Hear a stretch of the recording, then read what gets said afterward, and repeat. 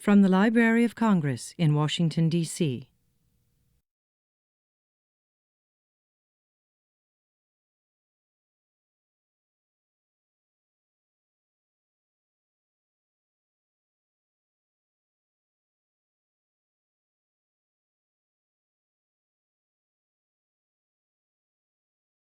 Good morning, everyone. Welcome to another in the series of LC's Digital Future in You, the series that is presented by Library Services and is coordinated by Angela Kinney, who is chief of the African, Latin American, and Western European Division, and Judith Cannon, who is chief of the Cooperative and Instructional Programs Division in Library Services. Today's session is being presented by one of our own, Janice Young, who is a specialist in the Policy and Standards Division within Library Services. And the title of her talk is Enhancing Access to LC's Collections, Genre-Form Terms for Library and Archival Materials. Janice has been working in this area as a specialist for us for a number of years now, and has established credibility not only within the Library of Congress, but within the larger library community in moving the community forward in getting greater access to collections in libraries and cultural institutions. Janice is currently, as I say, a specialist in the Policy and Standards Division, where she's responsible for subject headings and classification numbers in the discipline of geography, history, languages, literature, religion, political science, military and naval science. As you might suspect, she's also LC's genre form coordinator. She's a specialist in training, coordinating training, and she's editor of the Subject Headings Manual and Classification and Shelf Listing Manual. She serves on various committees, both within the American Library Association and internationally within the International Federation of Library Associations and Institutions. And many of these committees are associated with subject terminology and classification of materials for the library's collections. So with that introduction, we bring you Janice Young, one of our own.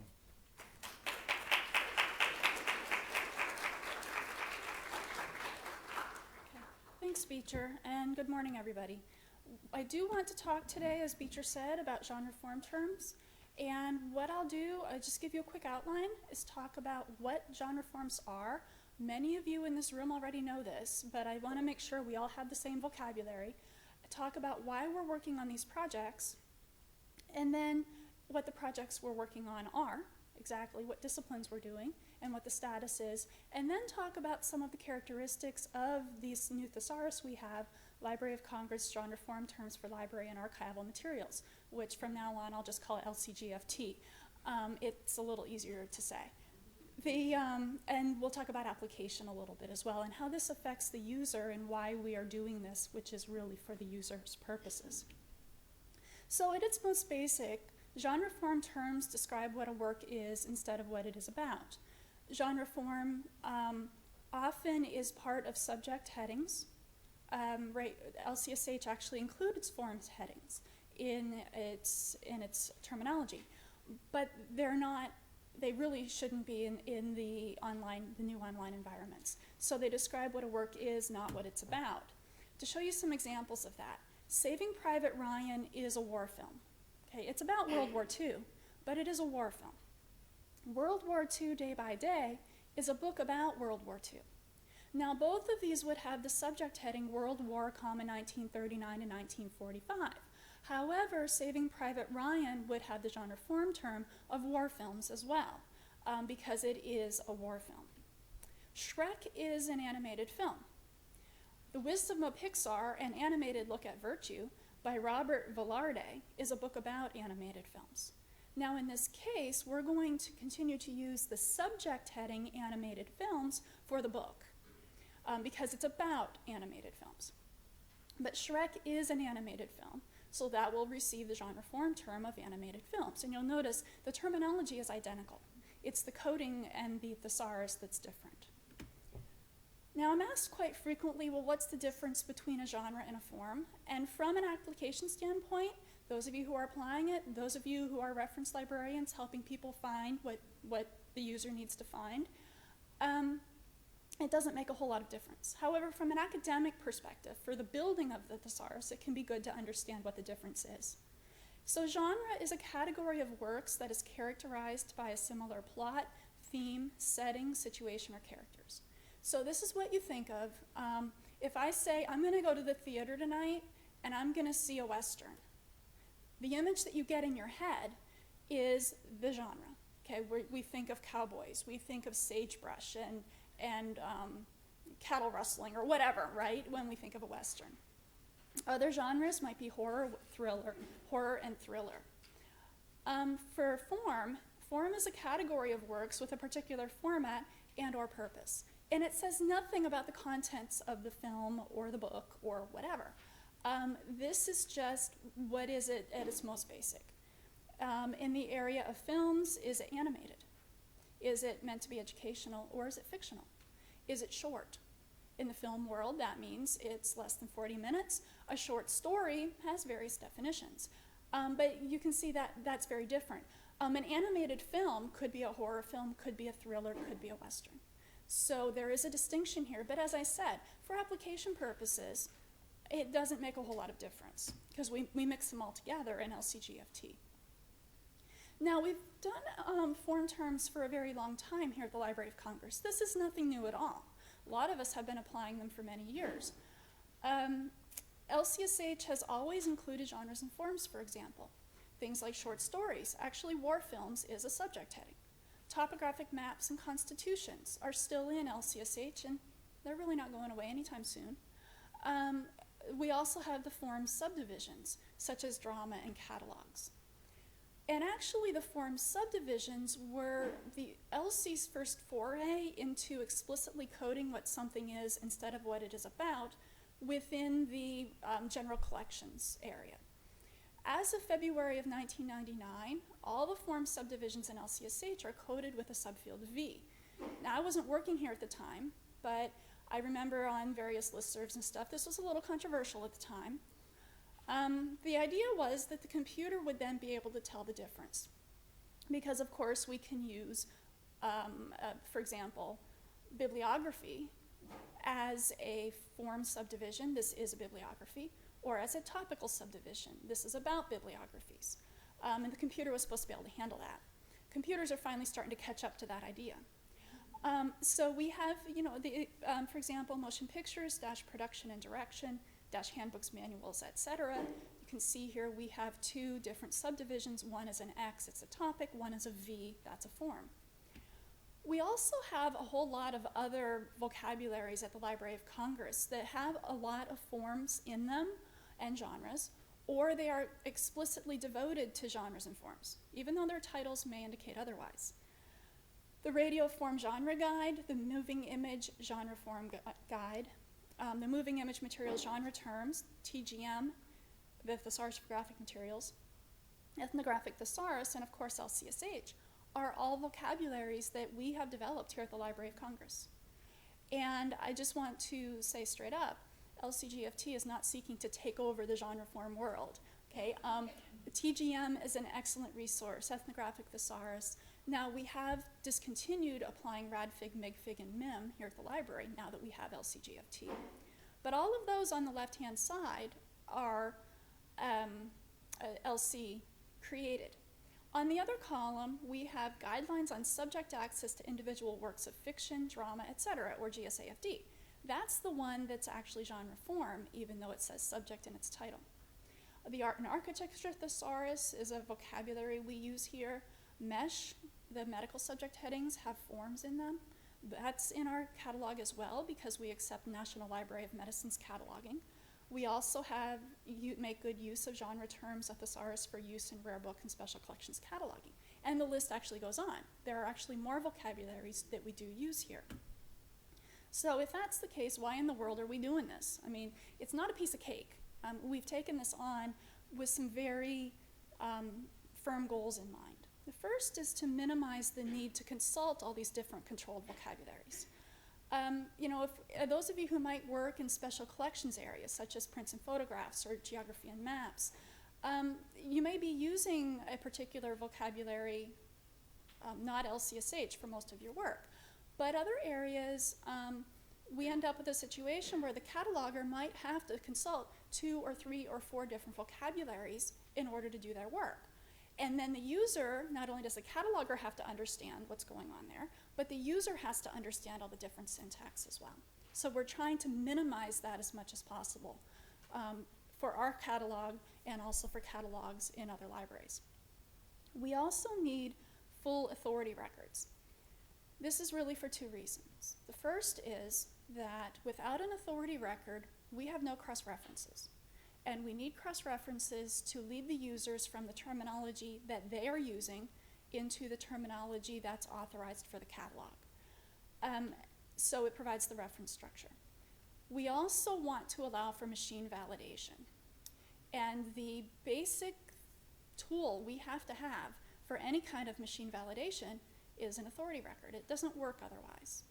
And in our catalog, until LCGFT, the only vocabulary for which we had authority records was LCSH.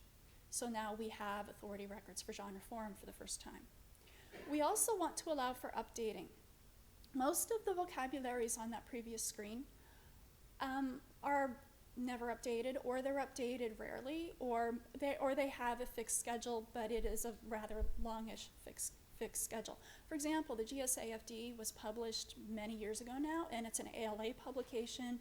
ALA has said it will not be updated. So we really need to move on. There's a lot, actually, new genres we could put in there, but it won't be updated. So we want to keep our terminology current. We are updating LCGFT every month. We also want to bring genre inform to the forefront, and that will help our users by simplifying searching. Because in LCSH, often the form comes last. And that's not often how a user will pose a question, right? The user's gonna say, I'd like to read a biography of a scientist, so the form comes first. What guidebooks, the form, do you have for London? I'm going there, what do you have that would help me? Where are the short stories? And short stories is a form that on many collections of short stories, we can't bring out at all right now in the bib record. Once we have the genre form terms, we will be able to do that and help our users. We also need to allow better data manipulation and display. Because in LCSH, even though we do sometimes have form headings, like constitutions, frankly, they're coded as topics. The computer doesn't know what to do with them when that happens. It thinks they're all topics. So the user has to then fish through, well, this is constitutions is a bad example, those of you who are like looking at me like I'm crazy, because we have a separate topical heading for that. But let's just say that we had works about constitutions and works that are constitutions in the same heading. And so the user would have to look through them and figure out what was best for them. So we need to have explicit and unambiguous MARC coding for these new interfaces we're getting that allow faceted searching and display and word clouds. That MARC coding looks like this. This is an authority record for LCGFT. The subject heading system is Z other, and in the 040 field, we have the subfield F LCGFT. Then the tags are different. We use 155, 455, and 555 for the heading and the references. So here's an example of what will happen once we get literature going. So if we have the title Shakespeare's Sonnets, a Linguistic Analysis, the subject heading would be Sonnets, English, History and Criticism. In the LCSH environment, we might have Shakespeare Sonnets, a collection, that also has the topical heading Sonnets, English. Although we're using it as a form, the computer doesn't know that. So what we'll do instead, once we get LCGFT, is something like this. We'll rely on the fixed field to say these are English, and then we will have an LCGFT term. You see 655, second indicator 7, subfield 2, LCGFT, it'll say sonnets. So the computer will then be able to tell the difference between works of and works about. This wasn't such a big deal. I mean, it was kind of a big deal, but not a huge, huge problem for our traditional browse display.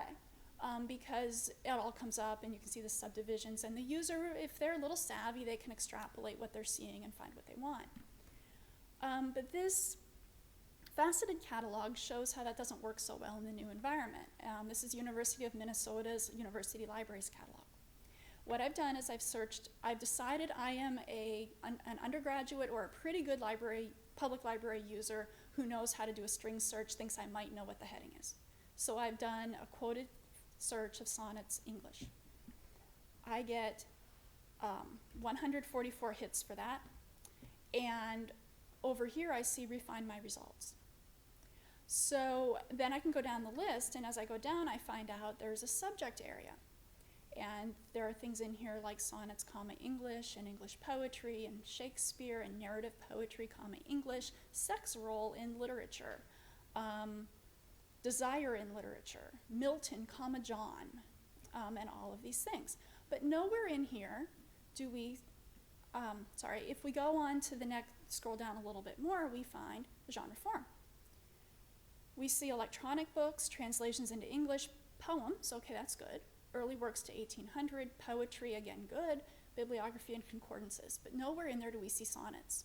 However, I know many of you can't see the screen, but if you could see these titles, they are titles like a collection of English sonnets, sonnets selected from English and American authors. So our display on our Refine My Results list doesn't match what we're actually getting, which makes it difficult for the user. And then when we go into word clouds, LCSH doesn't actually work very well in this environment. But this is a screenshot from Library Thing. And you can see at the bottom, we have the large word, the words that are used most frequently for this book, called Shakespeare sonnets, are Shakespeare poetry and sonnets. And sonnets and poetry would be our genre form terms. Now, as we're developing this, we are being very collaborative. We are partnering with a bunch of professional organizations, and they include the American Association of Law Libraries, the Music Library Association, the American Theological Library Association, which is actually coordinating the efforts of a lot of other library associations that are organized around music, such as the Association of Jewish Libraries and the Catholic Library Association. And I'm also working with the SAC Subcommittee on Genre Form Implementation. Now, a word of explanation on the SAC Subcommittee on Genre Form Implementation. SAC is a Subject Analysis Committee. It's part of ALEX, which is part of the American Library Association. So drilling down through the levels of ALA, we are collaborating with ALA on this as well. We're not only collaborating with defined groups, but also whenever we have a big decision to make or we want to change policy, we put out a public discussion paper. And all of you certainly, in the Library of Congress and outside the Library of Congress, please comment on them. And we do pay attention to those comments. There have been a couple discussion papers now. We thought we had a real great idea, and we wrote it up and thought, oh, everybody's gonna love this. And it turned out that it wasn't such a good idea after all. And a lot of people said, well, wait a minute, did you think about this? And we didn't do it. If someone is going to take the time to respond to a paper, we're going to pay a lot of attention to it, to their response. Also, I do a lot of presentations at various workshops, various conferences about this topic. I handle the general stuff, and Jerry Ostrov has done a lot. She is the music policy specialist. She goes to MLA, the Music Library Association, and other conferences as well dedicated to music, and talks about this as well. So we're getting the word out, and we're getting feedback from each of those presentations. We are developing this discipline by discipline, which is a little frustrating for some people. Everybody's been asking, well, when are you going to do music? When are you going to do literature? When are you going to do things like bibliographies? That's what we need in our library, they tell me. So we're doing it discipline by discipline, even though it can be a little frustrating, because we want to do this in an orderly fashion. If our users could find short stories by using the genre form term but couldn't find poetry, that would be a little bit weird. So we're trying to do it in an organized manner. This also allows us to adjust things, adjust our policies, adjust our approaches as we discover some issues and resolve them. And we've had quite a few issues along the way that we have worked out. So let me run through quickly what our projects are and where we are with them. Our first project overall was the Moving Image Project. And this includes television programs, films, and video recordings. We did this because the Moving Image Broadcasting and Recorded Sound Division asked us to. They approached CPSO, as PSD used to be called, back in 2005, and requested that MIGFIG be included in LCSH. And since then, it's grown into LCGFT, all these genre form terms. We started this project in 2007 in March or April, and implemented these terms in January of 2009. Radio programs was our next project, and this was based chiefly on the Radio Form Genre Guide, or RADFIG, again at MBRS's request. And this has since expanded to other genres and forms of spoken word sound recordings, including audiobooks. These terms were implemented in January of 2009 at the same time the moving image terms were. Cartography was our third. This actually got its start back in the mid-90s.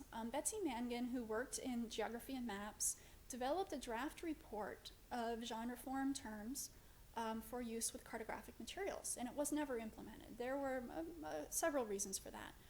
But her work was not in vain, because I was able to use, and my partners in GNM were able to use her report as one of our more important reference sources while we were developing LCGFT.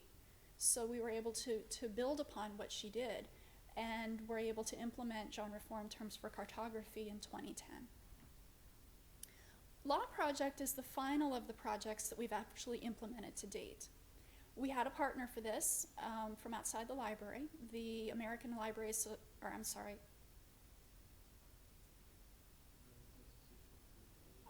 I'm losing, yes. The American Association of Law Libraries, thank you.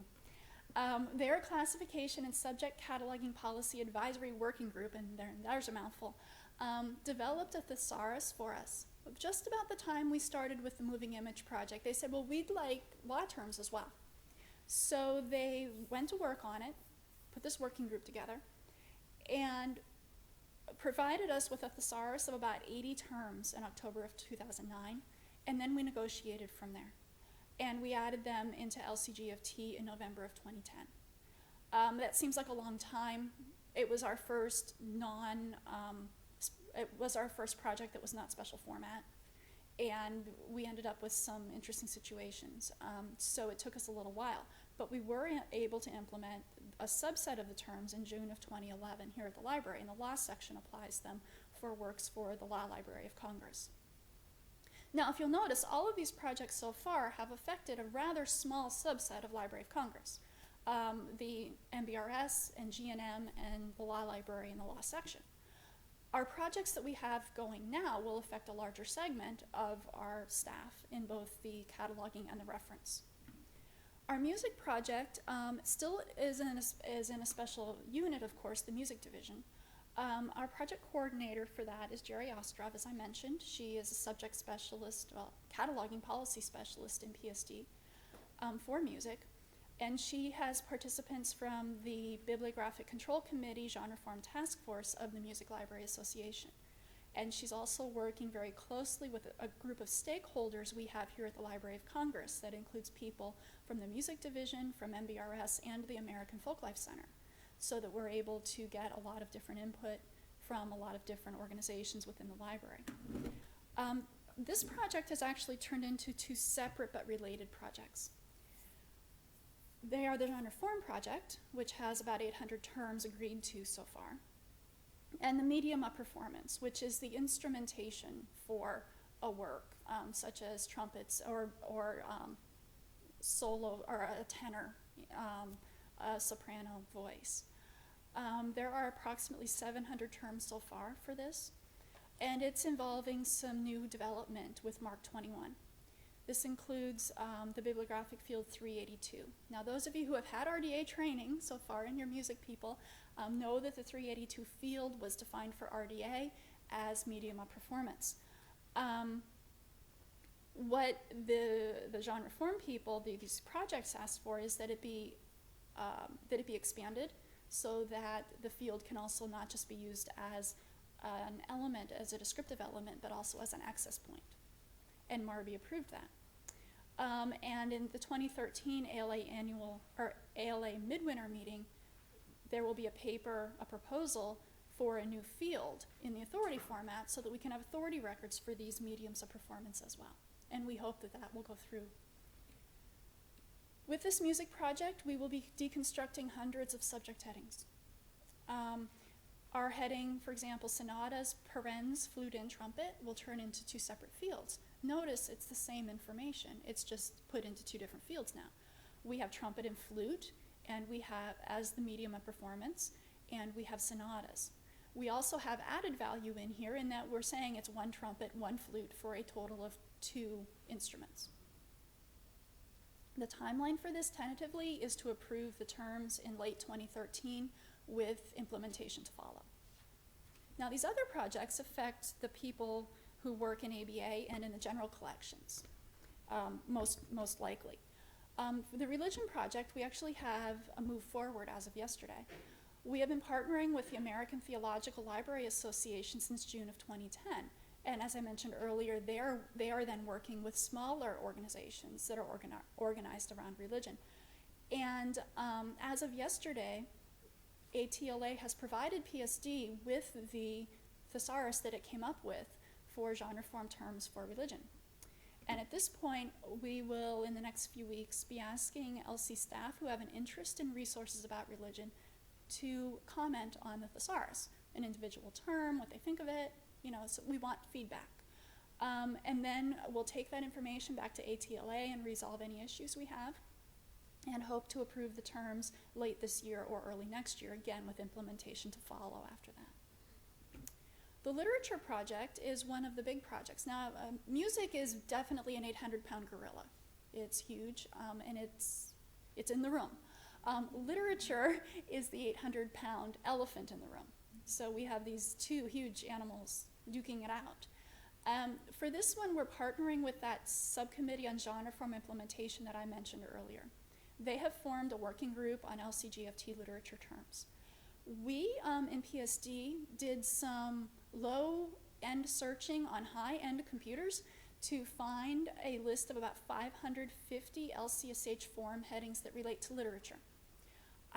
What the subcommittee now is going to do is go look at that list and make sure they all are forms and genres related to literature, but they're also going to find all of them that we missed because, as I said, we did some kind of low-end searches. I expect that they will come up with something on the order of 1,000 genre form terms for literature. They expect to present a thesaurus to us in 2014. And at that point, again, we will be negotiating and so forth. And I'm also involved in this project, so hopefully the negotiation time will be low. The General Terms project also has just gotten underway. And it actually got underway in June. And we are undertaking this in cooperation with that same subcommittee. This will include terms that don't fit a particular discipline, such as dictionaries and encyclopedias and handbooks and quotations. They fit anywhere in the library. This project is based on LCSH form subdivisions, which means that what we'll be working with for the short term, the next couple years, isn't actually all of the forms that we could have that don't relate to a discipline. It will be a lot of them, but of course we have some form headings that are non-disciplinary as well. But the thing is, with LCGFT, it's never done because we can update it every month and add terminology as we find it. And we do hope to have, they have said they will have this report to us with all of the UFs and the relationships and so forth, scope notes, to us early next year. So all of these projects that are coming up, as I mentioned, the completed projects have, completed in quotes, really affect a subset of the library community. But these new projects we have will affect the libraries more broadly. And so what I'd like to do for the remaining time is talk with you about some of the characteristics of LCGFT and how these are applied and how they will help our users.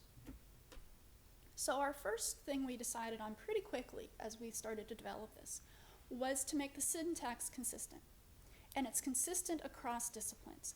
One of the things about using a bunch of different controlled vocabularies for different types of materials is that every vocabulary has different syntax and makes it more difficult for the users. But if we can make it as consistent as possible across disciplines, we'll help the user. So we almost always have the significant word in the first position. We do not invert anything, meaning there aren't any things like bridges, comma, concrete. So everything's in the natural language order. We may sometimes qualify terms, but we don't invert them. So for example, we have detective and mystery films, topographic maps, indulgences, here's the qualifier, canon law. We do sometimes, though, because of the way the English language works, needs to put the generic word first. And that would be, for example, for television comedies and filmed panel discussions. Whenever we have to do this, we provide a UF with an inversion to bring the significant word to the front. So again, our users can use the reference structure. LCGFT is rather it's limited, I guess, yes, to genres and forms. We don't want this to be a kitchen sink vocabulary, okay? So it does not explicitly include terms for audience. This is for kids. For geography, like a geographic subdivision, we don't actually use subdivisions at all with this. Chronology is not in there. Language, ethnicity, and nationality and religion are not in here either. Now, those of you who are familiar with LCGFT already know that this isn't 100% true at this point. Okay, we have a heading children's films. We have a term children's maps. But those were the first project. As I said, we're learning as we go. And once we have someplace else to put who these things are for, those will move elsewhere. They have to be, all of these facets, all of these aspects of works have to be coded somewhere else if they're significant. And that SAC Genre Form Implementation Subcommittee is helping us work on that as well and making MARB proposals to add some fields to MARC so that we'll be able to code that so the computer will know what they are. Also, I just want to mention, it doesn't explicitly include, but sometimes, for example, nationality is implicit. For example, Heimatfilme is a genre of films that comes out of Germany. They were only made in Germany, ergo, Heimatfilme has an implication of place in it. But we don't ever say German films, for example. LCGFT reflects the Ferber work and expression levels, the functional requirements for bibliographic records. And of course, again, those of you who have had RDA training, who are catalogers, are very familiar with Ferber. The work and expression levels are the highest levels. This is the intellectual content of the work and not the manifestation, not the carrier. So generally speaking, we do not have terms that say this is a VHS tape, this is a DVD, this is a textual volume or a sound cassette. We do have a couple exceptions for the time being until we have, actually pretty much until we have truly implemented RDA. And then those will probably go away because we don't need them anymore. We don't want to repeat what we have elsewhere in the record. None of us likes to input the same information twice or 3 times. And that, again, takes time. What this does, though, on a practical level, or a theoretical level as well, is that it allows for collocation of all manifestations of a work within a catalog, and also across catalogs. So if a library, particularly a public library, it might have a Blu-ray, a DVD, and a streaming video version manifestation of a particular film. Our users shouldn't have to search romance DVDs or romance Blu-ray cassettes or whatever they're called. They shouldn't have to do that. Instead, we just go with films. It brings them all together. That also helps copy cataloging purposes because now we don't have to think about what manifestation we have in our hand in order to accept someone's genre form terms. LCGFT is hierarchical, and we're doing this on purpose. LCSH, many of you know, it was initially a list of terms, and we're imposing thesaurus-like features on it, which is an interesting thing to do sometimes. We're actually building LCGFT from the top down. So we have the hierarchy built in, and everything is a class and class member relationship, as a true thesaurus should be. So each discipline has a broadest term. Our broadest terms currently, you can see, are motion pictures, television programs, sound recordings, cartographic materials, and law materials. What this means is that a user, a reference librarian, a cataloger, a systems person can find all of the terms within a discipline by drilling up or drilling down the hierarchy. So for example, if you have stumbled upon or you know of the genre form term computer animation films, you go up to the broader term of animated films. That has a broader term of motion pictures. From there, you could go back down from motion pictures and find all of the terms that are lower in the levels than motion pictures is. We have tried to keep this actually as flat as possible, though, not put a lot of layers in that might be unnecessary and might hinder access. So I think our lowest right now is 4 levels, which would be represented by the Loren charts example here. So Loren charts has a broader term of nautical charts, which goes up to maps, which goes up to cartographic materials. From there, you can go to cartographic materials and then go down the levels to find all of the terms for cartography. LCGFT is also post-coordinated and it's faceted. And all a facet is a particular aspect of a work. And for a practical point of view, what this means is that every authorized term describes only one aspect or one facet of the work. And the terms don't overlap, which is just good thesaurus construction procedure. If we had a system, LCSH, and I'm comparing it to LCSH because that's what we're most familiar with here, but LCSH, we have headings such as Asian American women motion picture producers and directors. That's a lot to fit into one string. And what it means is that instead of post-coordinating Asian American women with motion picture producers and directors, we're putting it all into one. Now with LCGFT, what we want to do is separate them out because it works better in a faceted environment. So while we could have animated comedy television programs or comedy animated television programs, which means our user would have to figure out which word might come first, what we're doing instead is having 2 different terms. So animated television programs and comedy television programs. So if what you have is a comedy, which is animated, you would apply 2 terms, and therefore the 2 terms would be searchable. LCGFT, as I mentioned earlier, we don't want to be repeating a bunch of information that's already in the record. We don't like to do double duty. So LCGFT relies on and is closely connected with the descriptive elements, whether it's a ACR2 or RDA, subject headings, or other vocabularies, such as that medium of performance thesaurus for music that the music project is developing. LCGFT does not repeat the rest of the cataloging record. We are going to a lot of effort to make sure that it doesn't.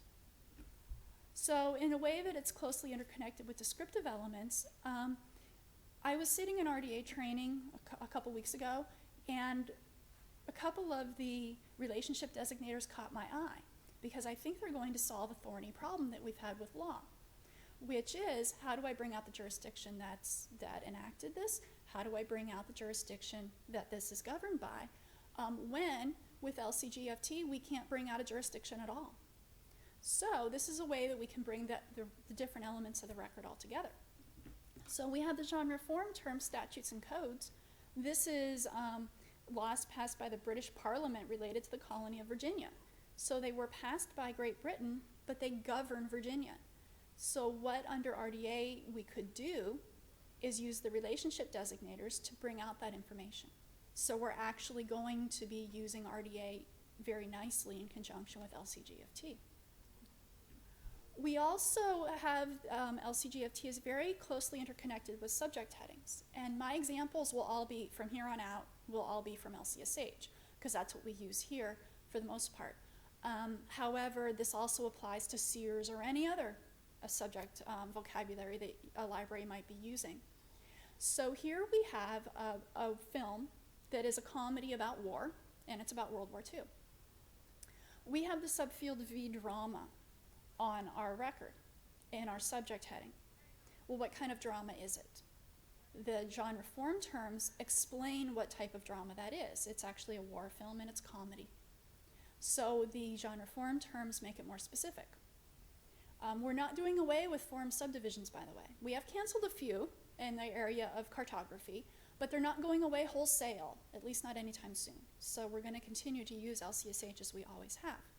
So LCGFT terminology enhances what's already in the subject record. But in the same way, sometimes the subject headings enhance the genre form terms. So I want to see a war film tonight. I go to my library, my public library, and I say, I'm kind of interested, I'm in the mood, and I just want to see people being blown up. So I go to war films. Well, then if I'm in a faceted catalog, I can go to my subject list and say, well, what kind of war films do I want? Well, I used to catalog a lot in World War II, so let me watch a World War II film. So in that way, the subject heading is elaborating on the genre form term. We also have the same situation with cartography. As I mentioned, we did cancel a lot of form subdivisions with cartography. We used to have a form subdivision, maps, comma, topographic. We canceled all those. We're just saying maps and letting the genre form term do the heavy lifting. Because again, we don't want to input the same information twice. So what kind of map is this of Washington, D.C.? It is a topographic map. So the one enhances and elaborates on the other. So when we're applying these then, let's go away from the development and talk about application, the practical stuff. The really important base idea to keep in mind, whether we're applying or whether we are helping a user search for these materials, is that the subject headings describe what the work is about. The genre form terms describe what a work is. Okay, so if we keep that division in mind, that will help. And let me give you an example that should help explain this. A documentary about horror films is not a horror film. Okay? It is a documentary. It's also not about documentary films. So what we end up with here is the genre form term of documentary films because that's what it is. And we have horror films as our subject heading because that's what it's about. So if we keep that in mind, that will help. Whenever we are applying or using LCGFT, we will use multiple terms to bring out multiple facets, as I mentioned earlier, the comedy films and animated films example. The terms are never subdivided. So in this way, application is a lot easier than with LCSH. You take your subfield A, you put it in, and you go, and you're done. We also, as I mentioned, will continue to apply subject headings as we always have. And that does include the form subdivisions. There are a few we may cancel, we may fix them up a little bit. Some of the form subdivisions really overlap with each other, so we might play a little bit, but we're not getting rid of form subdivisions period, okay? They're not going away. And if we decide we want to do that, we'll put out a discussion paper so y'all can comment on that first and have lots of meetings about it as well.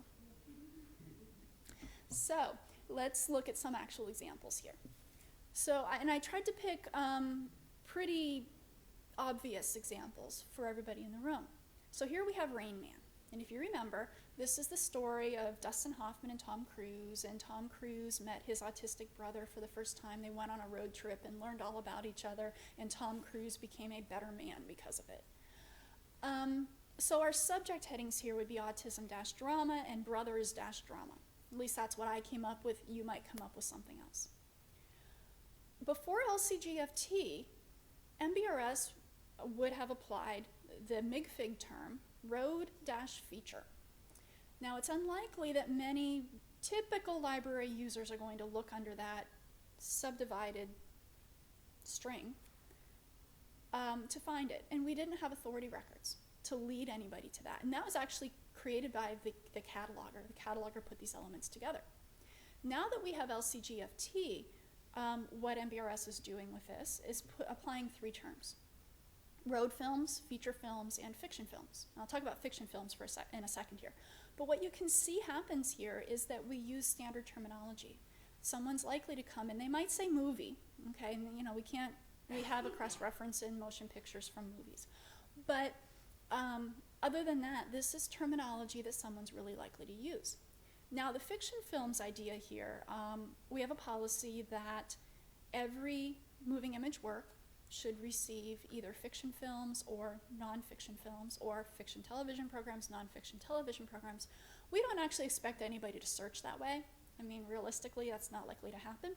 But what it is, it's a really good faceting limit in the OPAC screen. If we look at a nonfiction work here, Baseball, a film by Ken Burns. This is about baseball. So baseball-United States-history, that doesn't change. That is exactly the same as we've always done it.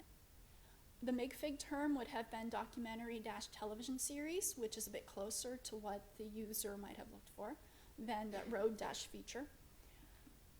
But what we'll do now is documentary television programs and nonfiction television programs. And again, that nonfiction in there, documentaries are obviously nonfiction. It looks redundant, but it's a good search limit, because not all nonfiction films are documentaries. If we move into radio for just a minute, the December 10th, 1941 Fireside Chat by FDR. This is right after Pearl Harbor, of course, and that was the focus of this Fireside Chat. So our subject heading is for the attack on Pearl Harbor. The old Radfig term was addresses-radio.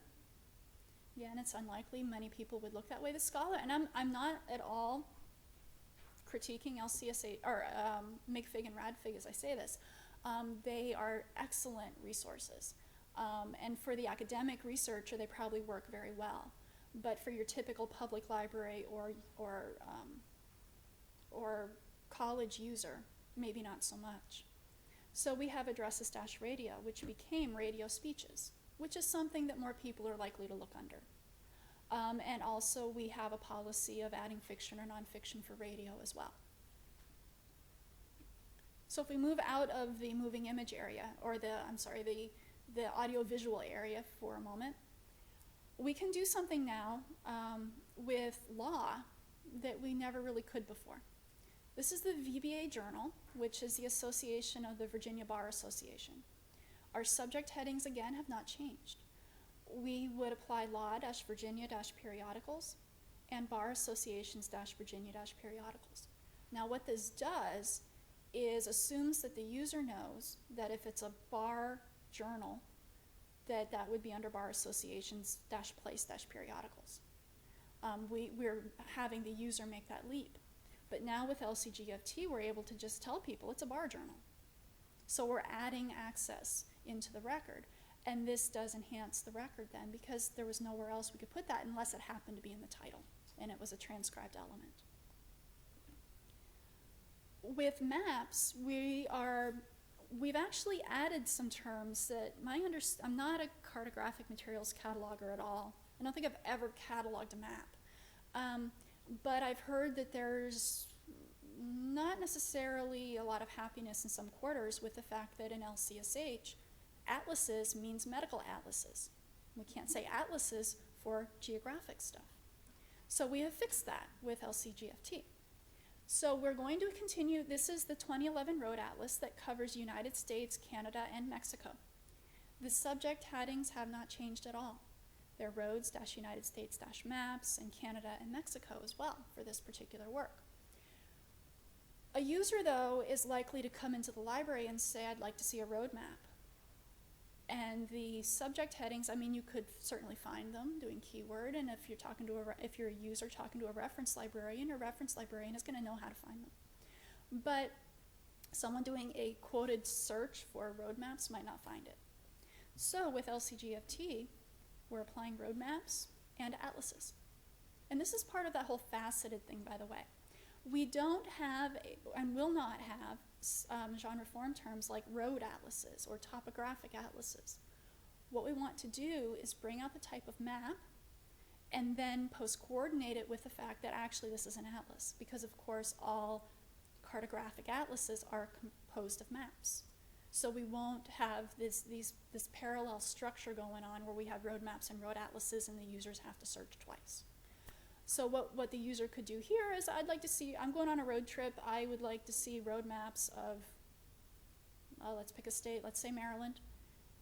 And they can come in, search road maps, and see a display in a faceted catalog that shows this library has 20 road maps of Maryland. Well, that's great. Well, wait a minute. I don't like those big sheets. I can't see the road when I'm using one of those. So I better not take one of those. Do you have any atlases? Go down to the faceted display, click atlases. You're limited to maybe the 2 or 3 atlases of Maryland. So we can post-coordinate it that way for the user. Once we get into the general terms, as I mentioned earlier, currently the general terms that are being developed are based really strictly on the form subdivisions. Not all of the form subdivisions will become genre form terms, by the way, but about 80 or so of them will be in one way, shape, or form, and they're the most common ones that we see, such as biographies. So we would apply for this biography of Abraham Lincoln, his personal name, heading, Lincoln, comma, Abraham, and Presidents-United States-biography. With the genre form terms, they're always plural, so we would have biographies. So someone who comes in then and says, well, I like biographies. What biographies do you have? We'll be able to more easily answer that question for them. We have biographies of presidents, of cosmonauts, of astronauts, of, all of these different people. Now we're going to be able to bring them together for our users. And just two more examples here. This is a short story collection by Jhumpa Lahiri. It's called The Interpreter of Maladies. And literature is one of those places where we're going to now be able to do, once we get these terms, be able to do a lot more than we used to. Many of you know that LCSH policy is to be very sparing when applying subject headings to individual works of fiction, poetry, and drama, but particularly fiction. And in many cases, we're told not to do it at all. And certainly, even if we can apply subject headings, we're not to apply form headings. So for this collection of short stories by one person, Jhumpa Lahiri, all we would be able to do with this is say East Asians-fiction, and we're done. Because we cannot apply a form heading to this work by the law, by the rules. I guess it's law, right? But what we'll be able to do then with LCGFT is be able to tell the users these are short stories and actually collocate all of the short stories in our collection. Because someone might really come in, especially to a smaller library. I'm not saying it would ever happen here at the Library of Congress, although you might tell me differently. I just like to read short stories. I don't like novels. I'd prefer to read short stories. What have you got? Well, again, we'll be able to answer that question for them now, which we couldn't really do before. And even in cases where we used to be able to apply a form heading, for example, for this Norton anthology of short fiction, this is by a bunch of different people. So we are allowed to apply short stories as a subject heading, as a topic. But if you remember back to the beginning of this presentation, the computer then can't tell the difference. Is this a collection or is this a work about them? So in essence, what we're going to do here is simply change the coding on that. We will have an authority record to back it up, so it will validate. But we will now be able to code that as what it is, which is a form heading. And it's not a genre in this case, it's just a form from LCGFT. So the computer will then be able to divide works about from works of in a very nice manner. So all we're doing here, as hopefully you can see from these examples, is we're taking what we've already done. Excuse me. We're taking what we have already done and we're merely coding it differently. Or in some cases, such as with that Jhumpa Lahiri, we're taking what the cataloger already knows, and the cataloger is now finally going to be able to put it in the record to create access for it. We know, looking at that as catalogers, that this is short stories, this is a bar journal, this is a collection of constitutions, and we're going to be able to put it in the record and code it so that the computer can tell that that's what's going on and bring back a good search result for the users. So there are definite benefits to search and retrieval with this system. As I said, these intrinsic genre form characteristics will now be inputs, so they're actually going to be searchable. We don't have to try to guess what the cataloger might have been thinking. Also, our terminology is current. And just like with LCSH, if we've determined that a particular term, authorized term, is out of date, we can make a proposal to change it. There's no problem with that. And because we're putting them in natural language syntax, it'll help the users because they'll be able to search the way they speak instead of trying to figure out some libraryese type of thing going on there. We're also going to be able to tailor result sets to individual needs much more easily than we could in other systems, and particularly once this is implemented in a faceted display. We really kind of do need the facets to do this. So let me show you an example. And again, I'm going to University of Minnesota. So again, I decided that I'm a pretty good public library user or an undergraduate. And I searched the phrase spy films because Maybe I have to do a paper on them. Maybe I just like to watch one. I find that there are 72 results. That's a lot to go through, especially if I'm not all that patient. And of course, in our internet generation, patience is a virtue that isn't always expressed very well. So we have, and what we end up with in here, and it's covered by my bubbles a little bit, but the first thing that comes up is an encyclopedia of American spy films. Well, that's not really what I wanted, is it? I want to actually watch a film. So what I can do is go to refine my results, okay, and go down to genre form. Now I couldn't blow this whole thing up, so I'm just going to read off a couple of the options we have here. Spy films brings up the options of feature films, which would be films over 40 minutes long. Fiction films. Drama, which comes out of the subfield V. Film adaptations. Do I want to watch a film that's an adaptation of a book? Detective and mystery films. So a spy film that's also a mystery film, that could be kind of fun. Action and adventure films, thrillers, film and video adaptations. That's actually out of the subfield V. Science fiction films, a spy film that's also a science fiction film. Okay, but I don't have much time, so I'm going to choose silent films. And from there, out of that 70-odd, 74 result set, I end up with two options in my library. Just two results. They are spies, and there's the Fritz Lang Epic Collection. So I have a rather limited focus now, but what I've done is use the genre form terms in this faceted catalog to really be able to go down and essentially do a nested Boolean search without having to do the nested Boolean search, which is really nice because most of us don't really know how to do that very well. And some systems now don't really help us along with that when we just get the Google search box. So in summary, LCGFT is a collaborative project. We want to develop consistent terminology, and we want to enhance access. And I don't know if I've said it earlier, so I'll say it now. I've kind of implied it as I've gone through. We don't want to develop this just for the Library of Congress. We want to develop this for all libraries so that people can feel comfortable using it. And frankly, we bring our copy into our library, so let's have all of us working on the same page. That's why we're collaborating with so many different types of institutions. The literature project, for example, that working group that subcommittee formed has public librarians and research librarians and catalogers, vendors, reference librarians on it, including some who don't use LCSH, they use Sears. So that will be a very good asset as well. Once we get into enhancing access to resources, we're now able to allow catalogers to record the intrinsic characteristics of those resources so that they're searchable. And we are now able to provide consistently coded data that the computer can manipulate easily for search and display purposes in order to make our users' lives a lot easier. Development is ongoing, as I mentioned. We have completed 4 projects. We have 4 new projects coming that will be implemented in the next 3 to 4 years. And as we are adding each new project, each new discipline, we are tweaking policies. And even without adding new disciplines, sometimes we're tweaking policies.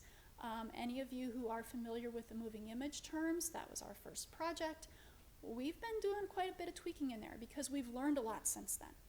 And so we're putting out discussion papers and straightening things up and realizing where we could have done a little bit better, and we're making that happen now. So things are a little bit in flux. So nothing at this point is really written in stone, okay? Our base principles, which I've outlined, those are pretty firm.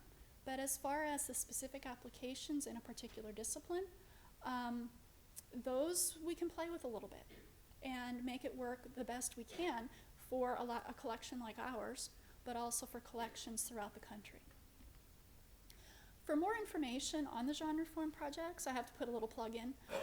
You can always go to the genre form webpage, and the URL is up on the screen. I'm not going to read it to you. The genre form webpage is essentially an archive of every public document we have put out about these projects. And it includes an FAQ, which is very lengthy. I think we have like 42 questions and answers on there now. And I need to update it and add a few more. It also includes announcements and reports. including the first report to the ABA management, which approved all of these projects being undertaken, as well as our discussion papers and the outcomes of those discussion papers, and our plans for implementing whatever we're going to implement on the basis of those papers. We also have some instruction sheets, 2 of them in particular in the subject headings manual for moving image and radio program genre form terms. If you're interested in taking a look at those, many of you don't work in these areas, but if you're interested, seeing what the policies are like, might be good to look at. I also do want to mention we will eventually have a separate manual for LCGFT. And a lot of the information from the FAQ and actually quite a bit of information from the SHM, the subject headings manual, will come over into that, but for a genre form context. And if you're not finding the information you'd like, you can always email me, and my email address is jayo@loc.gov, and I'm happy to answer any questions you might have or any concerns you might have about the projects. So thank you all for your attention. You've been great.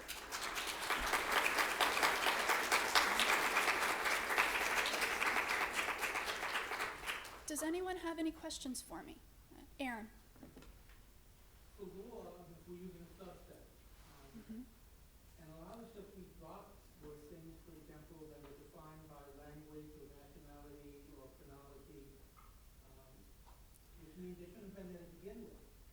Those terms going to be dropped from the list, because it would be nicer if we could be using the list rather than a subset. The second type that we dropped, the things that were redundant in parts of the record. And the third, which I don't know how this affects anyone else, were terms that were inherently archival that would never be in the library. And it would make it a lot easier both for the outside catalogers, who I've been told not to share our list with, who I think we should, but also for our own catalogers. If we had a list that we were actually using that matched what was online, at present, just searching the class web gives you a lot of terms that we decided not to use. Right. And the major reason what it came down to our section had asked me to explain the term. If I had to really explain it, it was probably going to be too confusing. You need an explanation to understand what it is. Okay. Any sense of changes?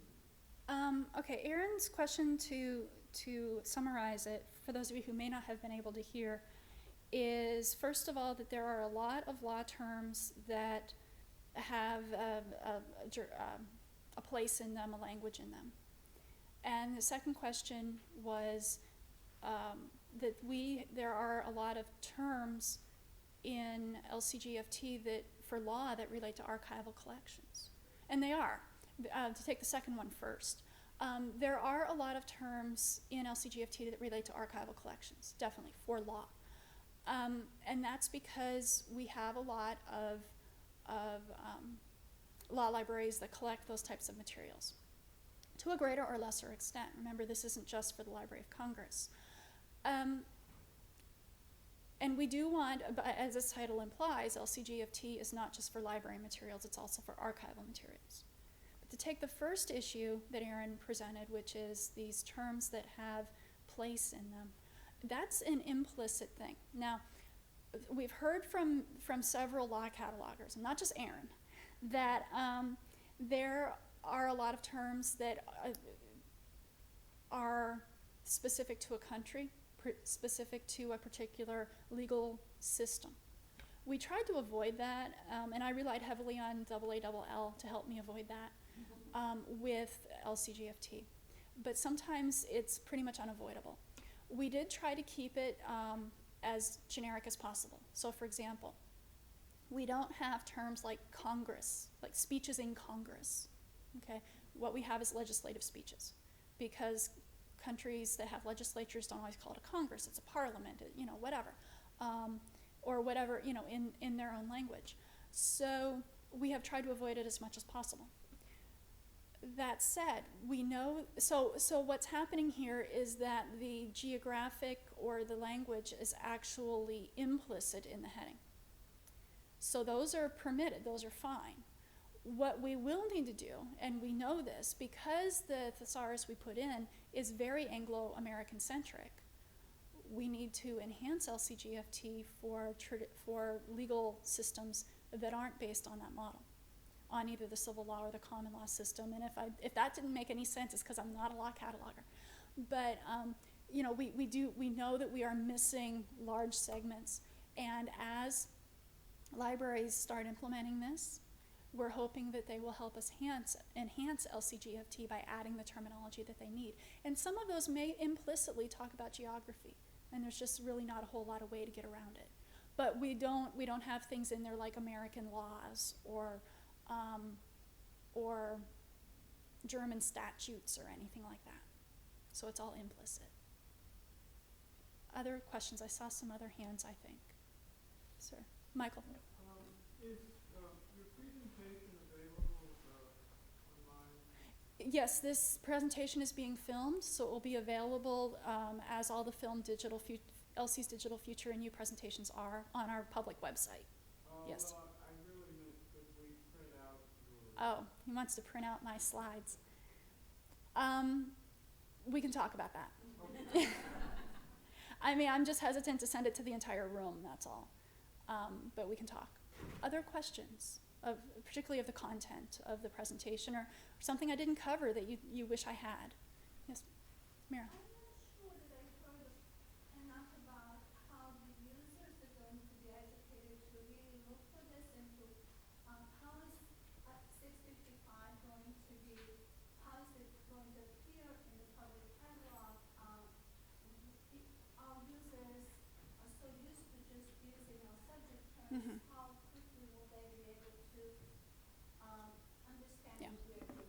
Well, and that's a good question. And actually, I'm probably not the best qualified to speak about how to train the public on this, because I've never done that. So perhaps there might be some reference staff in the audience who have some ideas. I'd love to hear them. But as far as the displays and things go, what came into my mind when you asked that question is the fact that currently in our catalog, in catalog.lsc.gov, genre form terms are searched as subjects. It's a subject browse, or a subject keyword for that matter. And right now they come up as not applicable with regard to the vocabulary. I'm told that that's going to be fixed. So they will come up as LC genre form terms. And the new interfaces if the library has set it up that way, as University of Minnesota has, they are in a separate box, so that the user, at least University of Minnesota, you can do an advanced search and specify I want genre form. But the user, because of the faceted nature and the way things are clumped, doesn't have to really know the terminology. They might ask what genre form means to begin with, as opposed to a topic. But we're hoping that most of the terms themselves are pretty self-explanatory. As I said, if any of you who are reference librarians who would like to, talk to me about training people to use this, I would love to hear from you. Yes, Joy. Are these terms going to be retroactively applied? That's a very good question. Are these terms going to be retroactively applied? The answer to that is God willing. Okay. We are working on that. With some of them, we already have the information in the record, like for the radio programs. Because RADFIG terms were so consistently applied, what we were able to do is take the RADFIG terms, figure out what that would be in the LCGFT environment, and do flips. And that worked really well. Okay, for other terminology, actually AALL has a project going on. It's the same working group that developed the thesaurus. And what they're doing is trying to figure out search strategies. They're working with OCLC on this, OCLC research, to be able to do some search strategies and figure out, okay, well, if this, and this are present in the record, then this genre form term should be in that record. And what they're finding out is it's a chicken or the egg problem. Because what we're doing is making LCGFT to fill a need for information that was not in that bib record to begin with, but we want information in that bib record to tell us what genre form term should be applied.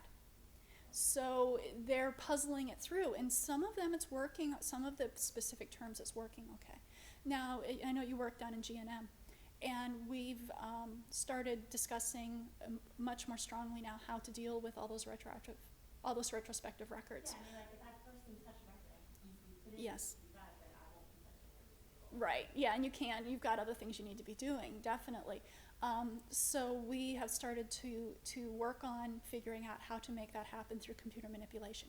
Because again, in the case of the geographic or cartographic materials, for the most part, the information is in that record.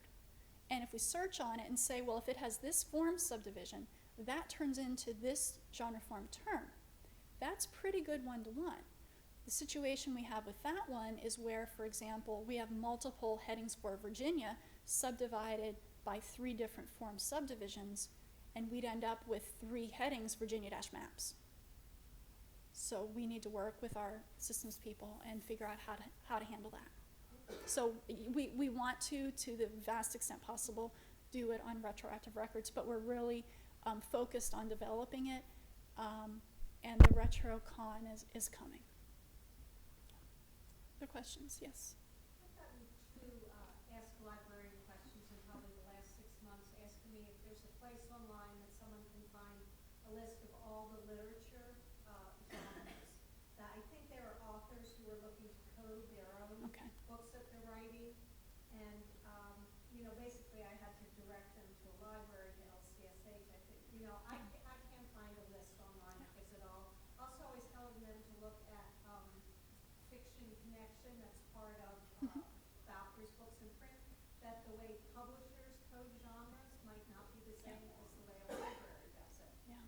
But I'm wondering if all of this is going to be ultimately freely available online, or if you still have to purchase these individual thesaurus. Okay, that's a very good question. And I haven't been repeating all the questions. I apologize for that. Is there, Ask a Librarian, we get questions about, how do you have a list of terms I can look at for literature? So apparently the author wants to do a little bit of work on their own materials. The first answer to that is, at this point, no, there isn't one. I know of a couple third-party websites that do their own thing with that kind of stuff, and some of it is directly related to LCSH. But it's not official from the Library of Congress. As for it at some point being freely available, LCGFT, currently there are several different methods for looking at genre form terms, and LCSH as well. One of them is, of course, authorities.lsc.gov, and that's just you can see the authority records. And again, in that interface, what you would do is look under subject headings right now, and it'll come up as not applicable, and if it's not applicable, that's what you're looking for, if you're looking for genre form. And they're available through our SCOS website, our authorities and vocabularies, which is our linked data site. And those, you can download the entire vocabulary for free. To be able to use the vocabulary on a really searchable interface, a really good interface, that's through Classification Web, and that is a purchased database. Now, what we are going to do soon, in the next month or 2, and we've talked about it and we've agreed we're going to do it, what we are going to do is, up on our genre form webpage, we will be putting up essentially the proofs. Let me back up a second. Printed LCSH, the big red books, at the beginning of the first volume, there is a section on genre form terms. Of course, in order to get that, you have to buy the big red books, and an individual author really doesn't want to do that. I don't really blame them for that. So, but what we're going to do, because we have the proofs for that section, we will be posting those on our public website for free. It will be PDFs, but it will be out there for free. It won't be searchable, but you could certainly flip through it like you would a book. So those will be out there. And there may be room for development in other areas to put them freely available. I would have to think about some more. Yeah. So we hope to. Jerry. I'd like to help answer the question that was just asked. If the person is interested in vocabulary in the field of music, there are 2 lists up on our genre form website of agreed on terms between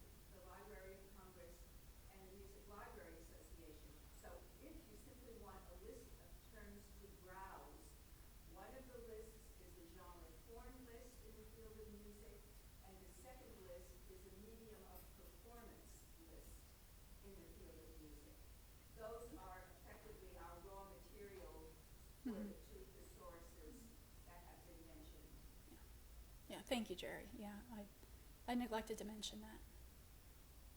Other questions? Yes. Once we start applying the genre terms and form terms, I think the X's and G's, well, maybe not the X's, but I think the G's will become redundant. So, will the G's be replaced? Okay, the question is, once we start applying genre form terms, the subfield V's, the form subdivisions, will pretty much become redundant, so are we going to stop applying them? So the answer to that is we have no plans for that at this time. That doesn't mean, and that's a lot because we don't want to take away, there are two reasons. First is we don't want to take away access that exists in LCSH because not all libraries are implementing this at this point. And we don't want to degrade in any way the data that they have. But also with the browse displays, we still need that information to subdivide files, including in our own catalog.lsc.gov. We need to be able to do that, to be able to say, okay, this is a map, because not all libraries have these new interfaces at this point. So we're developing this system basically in the hope that we get a system, and some libraries have them, that will really take advantage of what we're doing. Now, that's not to say that at some point in the future, we wouldn't decide, okay, we've got enough implementation of LCGFT, enough library catalogs have gone away from your standard browse search, which works really excellently in a lot of environments. If that happens, then that's something we can talk about doing to remove some of that redundancy. Now, as I did mention, there may be some form subdivisions that we do decide we don't need anymore. Actually, the report that Genre Form Implementation Subcommittee put out gave to us initially and said, we'd like to do these form subdivisions as genre form terms. They made some recommendations about canceling some of the form subdivisions because they really overlap dramatically. Two that they mentioned, for example, are subfield V quotations and subfield V quotations, maxims, etc. Now, if you catalog music or you serve music, or not music, literature, or if you serve literary materials because you work in reference, you might know what the difference between the two of those subdivisions is. As a cataloger, we really should, or we should look it up, because they are used in very different ways, but pretty much the same materials. So they recommended that we perhaps should combine those, remove quotations, maxims, etc., and just keep quotations. So that's something we can consider. So on a case-by-case basis, we may be simplifying them. But at this point, we're not removing them altogether, but that's a future development we can talk about down the road. Other questions? Yes. How does this connect to the coding in the 008 field for literature? Okay, the question is, how does this connect to the coding in the 008 field for literature? You mean the literary form? It doesn't affect it at all at this point, and our genre form terms are going to be a lot more granular than we could ever do with that field up there. So, and I think our policy, shouldn't even say this because I'm not absolutely sure, is basically to code it as fiction or nonfiction, and that's about it. So what we'll be able to do now is say, well, what type of fiction is it?